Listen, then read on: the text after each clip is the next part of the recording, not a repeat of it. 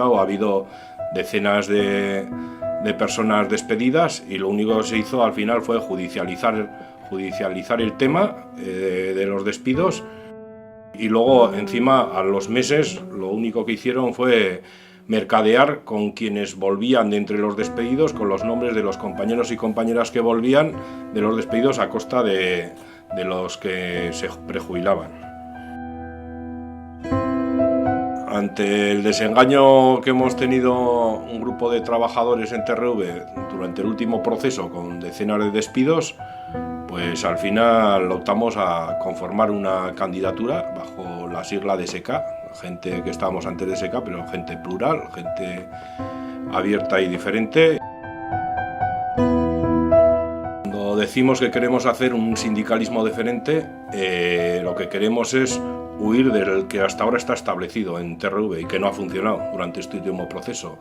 El de unos líderes que se perpetúan en los cargos, líderes que negocian y deciden entre ellos y que luego solo se juntan con sus afiliados para informarles. El resto de los que no son afiliados, eso solo se acuerdan cuando hay elecciones sindicales.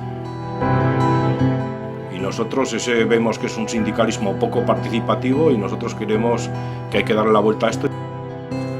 Desde SK nos comprometemos a hacer reuniones periódicas y públicas con una frecuencia quizás cada mes y poco, o cuando las circunstancias lo requieran por convenios, por elaboración de plataformas o por lo que sea, y reuniones en que cada uno de nosotros y nosotras pueda llevar sus propuestas, se debatan y tomemos decisiones conjuntas. El resultado de esas reuniones debe ser la línea a seguir que llevarán nuestros representantes en el comité de empresa.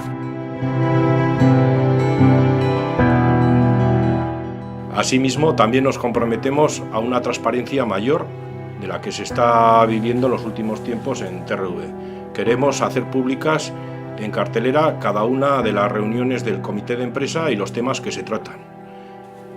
Llevamos más de una década padeciendo un sistema perverso de negociación en la que cambiamos condiciones de trabajo a costa de los nuevos proyectos o nuevas cadenas de montaje.